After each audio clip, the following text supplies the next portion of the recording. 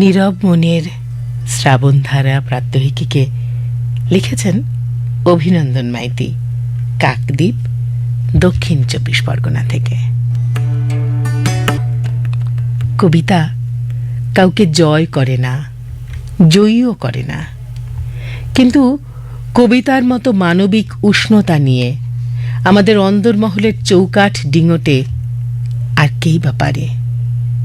এ হলো অন্য আমি, মানুষকে যে তার সর্বোচ্চ সীমায় পৌঁছে দিয়ে বলে, এই নে, এই তোর গ্রহের ঠিকানা। কোন শৈশবে মায়ের মুখে শোনা থেকে আজও বুকের গভীরে ঢেউ তোলে অবিরাম। হারিয়ে যাই, ভুলে যাই, অন্য এক আমি এসে সামনে দাঁড়ায়। ধূসরতা নেই, অনর্গল পাখি ডাকে, নদী বুকে নক্ষত্র এসে গল্প বলে, স্বপ্ন গড়ে, ছেঁড়া খোড়া জীবনের গতানুগতিক দিনলিপি ভেঙে তুলে ধরে অন্য হাওয়া, অনন্ত শক্তি। আমি ভিক্ষুক হই, সে এক আলো, বিপুল আলো তার সর্বাঙ্গে ছাপিয়ে যায় একের পর এক ব্যাপ্তিতে।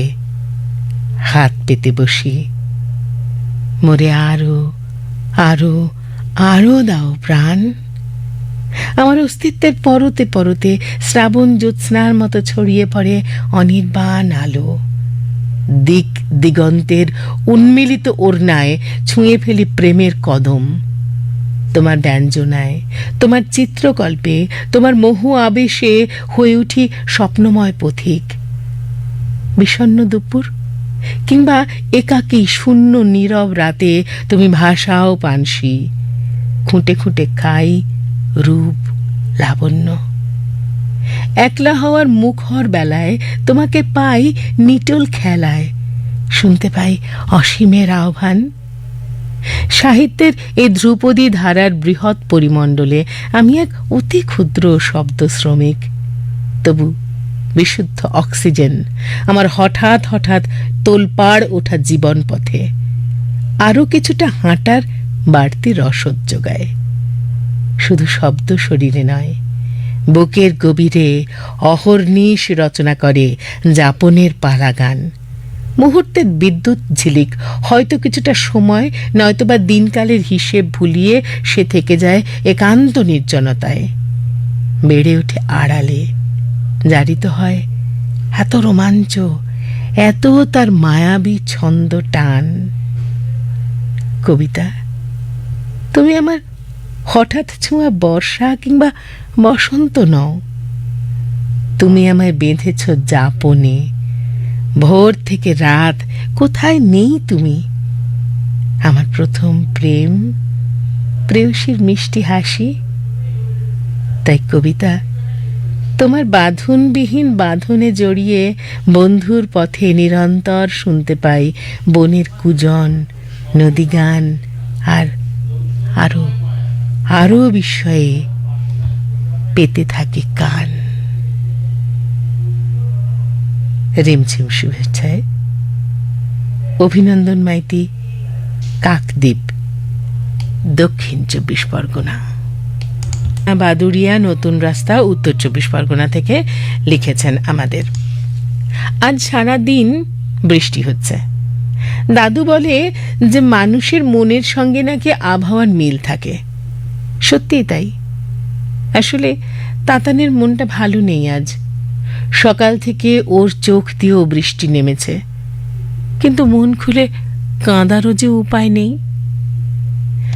কারণ দিদা বাড়ি এসেছে, আর এসেই তাতানকে বকাঝকা শুরু করেছে।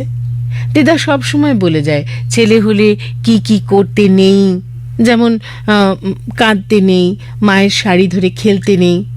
আগে মা ওকে বাঁচাতো, কিন্তু দিদি ভাই চলে যাবার পর থেকেই মা যেন কেমন একটা হয়ে গেল। তাই দিদা যখন তাতানের পুতুলটা ফেলে দিল, মা দেখেও কিচ্ছু বলল না। আসলে পুতুলটা তাতানের না, দিদি ভাইয়ের।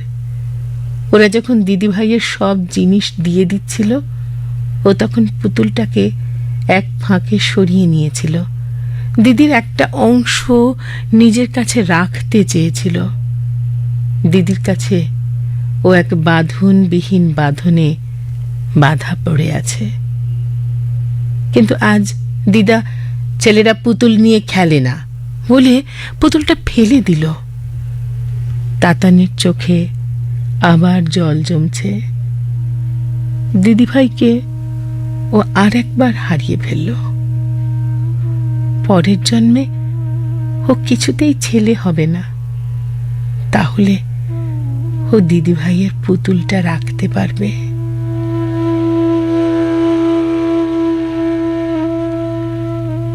অনুষ্কা মুখোপাধ্যায়, বাদুড়িয়া, নতুন রাস্তা, উত্তর 24 পরগনা। অর্পিতা রায়ের লেখা এবার আমার হাতে গ্রাম পোস্ট অফিস, কাইতি, জেলা পূর্ব বর্ধমান থেকে এসেছে। প্রত্যুষের প্রিয় প্রাত্যহিকী। ভীষণ উদাসীন এক বন্ধু আছে আমার। সে অনেক ব্যাপারে ভীষণ রকম খামখেয়ালি, কিন্তু কিছু ব্যাপারে তার গভীর টান, যেন এক প্রকার নারীরই টান। আমি কতবার শুনেছি সে রাতভর ট্রেনে ভ্রমণ করেছে কোনো গন্তব্যে পৌঁছানোর জন্য, কিন্তু সারা রাত একটুও ঘুমোয়নি যাত্রাপথের নদীগুলোকে দেখবে বলে। আবার কখনো বা গভীর রাতের গভীরতর ঘুমও ভেঙে গেছে নদীর গন্ধে। আমি ভীষণ আশ্চর্য হয়ে যাই এরকম একটা চরিত্র দেখে। আমার কাছে নদী মানে প্রচুর জল, একটা প্রবহমানতা, আঁকা বাঁকা গতিপথ, সোনালি কিরণে ঝিলমিলিয়ে ওঠা ছোট ছোট তরঙ্গ, একটা আলাদা রকম মন ভালো করা সৌন্দর্য। কিন্তু তার কাছে প্রতিটি নদী খুব জীবন্ত, যেন কথা কয়, ভাব বিনিময় করে। আমি দেখেছি কেমন করে চড়া রোদে ঘন্টা দুয়েক হেঁটে সে একটা নদী খুঁজে বের করেছিল শুধু একবার নদীটাকে দেখবে বলে। এই ভালোবাসাকে কিভাবে ব্যাখ্যা করা যায়? কি নাম দেব এই সম্পর্কের? এই অন্তরের টান হয়তো বাঁধনবিহীন যে বাঁধনগুলো হয় তারই মধ্যে একটা। আমার জীবনে এমন অনেক মানুষ আছেন যাদের সঙ্গে আমার সম্পর্ক নৈতিক বা সামাজিক দায়ভারে ভারাক্রান্ত নয়, কিন্তু সেই সম্পর্কগুলোর প্রতি আমার ক্ষেত্র বিশেষে নিখাদ ভালোবাসা বা গভীর শ্রদ্ধা আছে। এগুলো আমায় পরিস্থিতির দেওয়া উপহার। আমার তেমনই এক ছোট্ট মিষ্টি উপহার হলো ছোট্ট পরীর মতো সুন্দর অশ্মি, যে দুলে দুলে ছড়া মুখস্থ করে, সুর করে অ আ ক খ পড়ে, গোল গোল চোখে আমার দিকে তাকায়, কচি গলায় অবোধ প্রশ্ন করে, তোমার প্রিয় ফুল কোনটা? আমি যেটুকু সময় ওর সঙ্গে থাকি অন্য কোনো কথা আমার মনেই পড়ে না। আমার পূর্ণ মনোযোগ আকর্ষণ করার ক্ষমতা রাখে এই ক্ষুদে ছাত্রীটি। দেখতে দেখতে কখন যেন একে চন্দর দুই পক্ষ তিনে নেত্য বলা একরত্তিটা আমার বাঁধনবিহীন বাঁধন হয়ে গেছে। সকলকে শাওন শুভেচ্ছা জানিয়ে শেষ করেছেন অর্পিতা রায়, গ্রাম পোস্ট অফিস, কাইতি, জেলা পূর্ব বর্ধমান থেকে।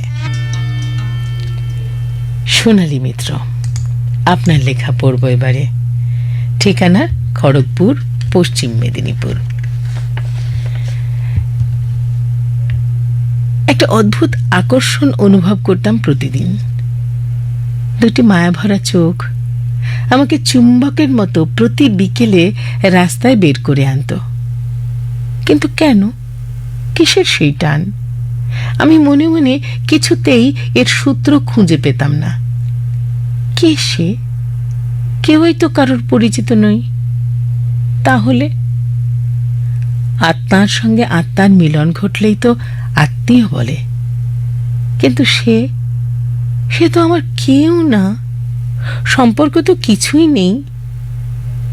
একদিন আবিষ্কার করলাম সেই সম্পর্কের নামই বোধহয় আত্মিক, যা চোখে দেখা যায় না, কারোকে বলা যায় না, শুধু অনুভবে তাকে পাওয়া যায়। মেয়েটির শ্যামবর্ণ চিকন শরীরের মাঝে মুখমণ্ডলে দুটি মায়াবী চোখ আমাকে ওর একজন করে তুলেছিল। অভাবের মলিন চেহারা ও শরীর জুড়ে। জেনেছিলাম ওর নাম মতি। সম্পর্ক যাই হোক না কেন, তার শিকড় যে ভালোবাসার গভীরে গিয়েছিল একটু একটু করে সেদিন উপলব্ধি করেছিলাম, যেদিন ভালোবাসার অকৃত্রিম পরশ লাগিয়ে নাম দিয়েছিলাম কৃষ্ণকলি।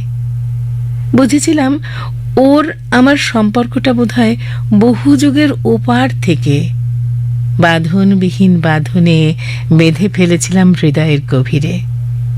মনের গভীরে লুকিয়ে থাকা অনেক কথা, অনেক দুঃখের কথা ওর দেশি ভাষায় বলেছিল কেঁদে কেঁদে। পরম স্নেহে মুছিয়ে দিয়েছি সেই চোখের জল।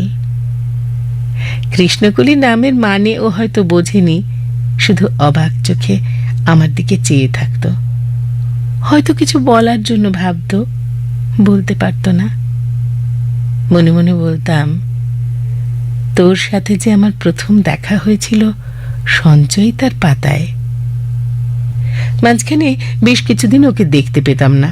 প্রতিদিন ওকে বিকেলে খুঁজে বেরিয়েছি, না পেয়ে বুকের মধ্যে একটা কষ্ট অনুভব করে ফিরে এসেছি ঘরে। অস্ফুটভাবে বলতাম, কৃষ্ণকলি, কি বাঁধনে বেঁধেছিস আমায়। সাঁঝের আলোয় ফিরে আসছি, হঠাৎ পিছনে শাড়ির আঁচলে টান অনুভব করলাম। দিদি বলে ডেকে উঠতেই চমকে পিছন ফিরে তাকিয়ে দেখি আমার কৃষ্ণকলি নতুন সাজে, কপালে সিঁথিতে টকটকে লালের সমারোহ। ওর কাঁধ ধরে দাঁড়িয়ে আছে এক সুঠাম পুরুষ, যার চোখে পৃথিবীর সব অন্ধকার। কৃষ্ণকলির দু চোখে আনন্দের বার্তা। ওর কাছে শুনলাম ওর স্বামী সুন্দর গান গায়।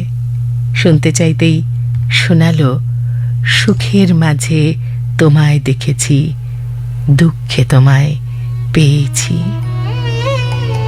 প্রত্যেকে পৃথিবীর অন্ধকার যার দুই চোখে, তার কণ্ঠের জাদুতে আমি যে নিবিড়ভাবে বেঁধে নিলাম আমার হৃদয়ের বাঁধনে ওদের দুজনকে।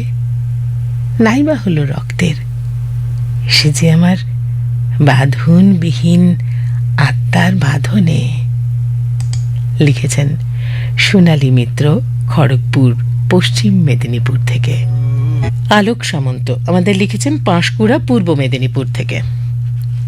প্রিয় প্রাত্যহিকী, বাঁধনহীন যে বাঁধন, অর্থাৎ যে বাঁধন আছে কিন্তু দেখা যায় না, আমাদের নিশ্চিত বাঁধনের বাইরে কত রকম বাঁধনই না আছে। কত রক্তের সম্পর্ক ছিন্ন হয়ে যায়, আবার সম্পর্কের বাইরে কত বাঁধন আজীবন থেকে যায়। বাঁধনহীন বাঁধনে বেঁধেছে আমায় প্রকৃতি, বিশ্বের সঙ্গে নিবিড় বন্ধনে বেঁধেছে আমায় নানা ভাষায় লেখা বই। কিছু না দেখা মানুষ আমায় বেঁধেছেন ভালোবাসায়, প্রেমে, প্রেরণায়, হয়েছেন বন্ধু, দিয়েছেন নির্ভীক আশ্রয়। এমনই একজন মানুষ আছেন আমার মননে, অনুভূতিতে এবং প্রতিদিনের যাপনে। তিনি রবীন্দ্রনাথ ঠাকুর। তার সঙ্গে আমার পরিচয় হয়েছিল সহজ পাঠের হাত ধরে।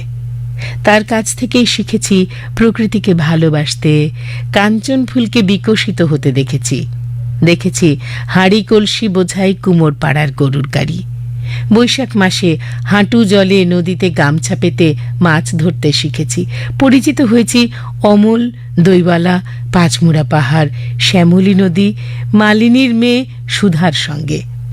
তিনিই শিখিয়েছেন ভালোবেসে মনের কালিমা দূর করতে, শিখিয়েছেন আত্মত্যাগ করতে, দুঃখটুকু নিজের করে নিতে শিখিয়েছেন। দুঃখের আঁধারে কতবার একা একা ফিরে গিয়েছি তার গানের ভিতরে। আমার সঙ্গী হয়েছে তার গীতবিতান, গীতাঞ্জলি। কতবার গেয়ে উঠেছি, জানি বন্ধু জানি তোমার আছে তো হাতখানি। তার উপন্যাসের নারীরা নির্ভীক চিত্তে মাথা উঁচু করে দাঁড়াতে শিখিয়েছেন। তার জীবনে কত বিচ্ছেদ, কত মৃত্যুই না এসেছে, তবুও ভেঙে না পড়ে বলেছেন, ভালো মন্দ যাহাই আসুক সত্যিরে লও সহজে। সেই সহজ পাঠের দিনগুলি থেকে আজ অবধি তিনি ওতপ্রোতভাবে জড়িয়ে আছেন আমার জীবনে, সুখ দুঃখে, বিরহ আনন্দে, ভালোবাসায়, স্বপনে, জাগরণে, জীবনে, মরণে তার আশ্রয়ে নিজেকে নতুন করে খুঁজে পাই। তিনি বাড়িয়ে দেন বন্ধুত্বের হাত, ভালোবাসার হাত, প্রেরণা দেন উঠে দাঁড়াবার। এই অদৃশ্য বন্ধন রজ্জু অচ্ছেদ্য, অমলিন, চিরন্তন। সকলকে আন্তরিক শুভেচ্ছা সহ আলোক সামন্ত, পাঁশকুড়া, পূর্ব মেদিনীপুর। গোপা গড়াই মণ্ডল শিউড়ি, বীরভূম থেকে আমাদের লিখেছেন। এই পবিত্র প্রত্যুষ আর নিষ্পাপ রোদ্দুরকে সাক্ষী রেখে আমি ৩ সত্যি করে বলছি তোমার প্রাত্যহিকী। যেইমাত্র তোমার বিষয় ঘোষিত হলো, ঠিক সেই মাত্রই আমার মন জমিনে পতপত করে উঠতে লাগলো একটা সবুজ শামিয়ানা। ফিরে গেলাম কয়েক দশক পিছনে, আবার বাধা পড়লাম বাঁধনবিহীন সেই বাঁধনে। কত হলুদ হলুদ ফুল, কত নিঝুম দুপুর, কত আবেগী বিকেল। হ্যাঁ প্রাত্যহিকী, কয়েক দশক আগের কথা। পরম স্নেহ আর এক বুক আদুরে ভালোবাসা দিয়ে আমার ছোট্ট কাঁচা দুটো হাতে ওকে প্রতিস্থাপন করেছিলাম আমি আমাদের বাড়ির উঠোনে। সেদিনই প্রথম যেন মা হয়েছিলাম আমি, কিশোরী মা। ওকে আগলে রেখেছিলাম খুব সন্তর্পণে, যেমন করে মা রাখে তার সন্তানকে। ও যখন একটা একটা করে নতুন পত্র উন্মোচন করত, সন্তানের বেড়ে ওঠার সাক্ষী থাকার মতো মনটা আনন্দে ভরে যেত আমার। ও হাওয়ায় দুলত, ভ্রমরের সঙ্গে গুঞ্জন করত, পাখিদের সঙ্গে খেলত। এভাবেই ধীরে ধীরে বড় হয়ে উঠল আমার ছোট্ট রাধাচূড়া গাছটা। হাজার হাজার হলুদ ফুলে আলোকিত করে তুলল আমাদের সারা বাড়িটা।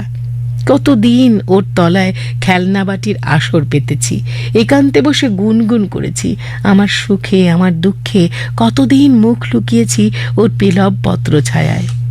কিন্তু তারপর হঠাৎ একদিন কালের নিয়মে গা ভাসিয়ে ওকে ছেড়ে চলে এলাম আমি শ্বশুর বাড়িতে। হয়তো অভিমান, ঠিক তার পরপরই উঠোন বিভাজিত হলো। ও চলে গেল অন্যের দখলে। কিছুদিন যেতে না যেতেই মুনাফার লোভে তারা তাকে তুলে দিল কুঠারের হাতে। এর পরের ঘটনা আমার আর জানা নেই প্রাত্যহিকী। সে চিতার আগুন হয়েছে, নাকি রন্ধনশালায় পুড়েছে, নাকি কারোর সুখের পালঙ্ক হয়ে গৃহবন্দী হয়ে আছে, আজও জানি না, কিছুই জানি না আমি। শুধু এটুকু জানি, সে ছিল আমার বাঁধনবিহীন এক বাঁধন, যে বাঁধনে আজও বেঁধে বেঁধে রেখেছে আমাকে। নইলে তুমি সলতেটা উস্কে দিতেই স্ফুলিঙ্গের মতো এভাবে উদ্গত হতে পারত না, কিছুতেই না। লিখেছেন গোপা গড়াই মণ্ডল, শিউড়ি, বীরভূম থেকে।